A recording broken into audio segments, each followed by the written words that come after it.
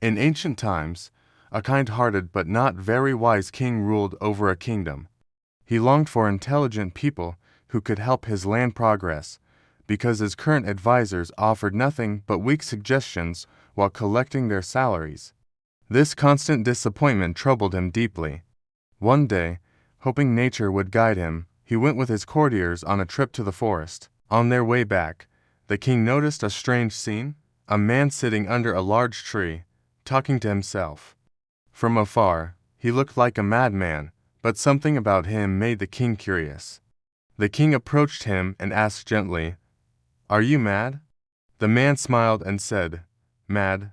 No, you and your people are mad. I only want this forest cleared so that palaces can be built here, and I want to be the king who rules them." His confidence startled everyone. The courtiers worried that he might become important and overshadow them, so they suggested to the king that he bring the man along. "If he is brave, he will be useful. If he is mad, we will let him go later." The king agreed. But on the way, the man tried to escape. He was caught and brought to the palace. There, a crowd waited, cheering. They told the king that enemy forces had been hiding on the road he was supposed to take. Had he gone that way, he would have died. The king realized that the odd man had saved his life by forcing him onto a different route. He ordered a special seat for the man and declared, "From today, he will stay with me." The courtiers' jealousy grew. A stranger, called a madman, now sat among them, but honor belongs to whom God wills. The courtiers began plotting against him. One morning, they approached the man politely and pretended to advise him. They warned that one wrong move in the palace could lead to punishment. Terrified by the word punishment, he agreed to do whatever they suggested.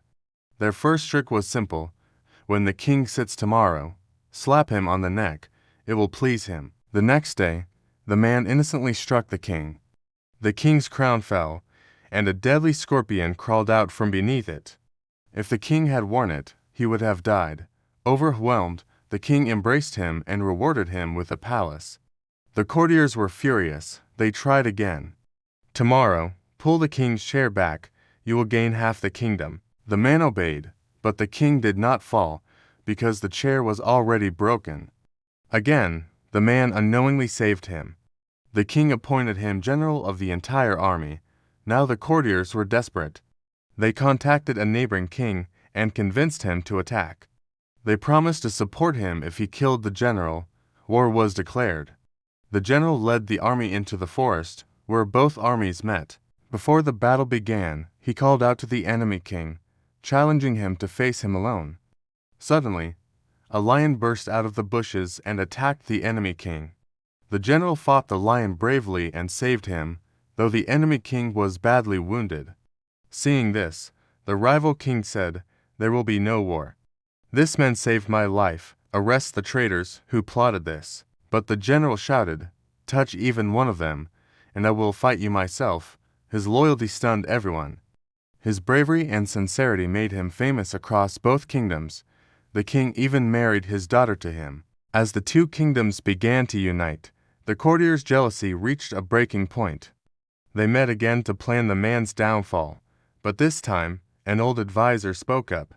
He said, "Every person is given a place by God, and when God grants someone honor, no one can take it away. Even if you kill him, his honor will only rise. Your thrones will not return simply because he dies. Truth always comes out." He advised them to stop fighting destiny and choose honesty instead. The courtiers realized their mistake. Time passed, and eventually the man died a natural death. The advisors returned to their old positions, but the lesson remained. This story may sound fictional, but it carries a powerful truth. Sincerity, destiny, and God's grace shape every life. Never be jealous of others. If someone succeeds, it may be due to their effort, their qualities, or the blessings God has given them. Work hard, adopt good character, and stay truthful. Honor will come when it is meant for you. History shows that jealous and deceitful people never succeed. The victory always belongs to the sincere.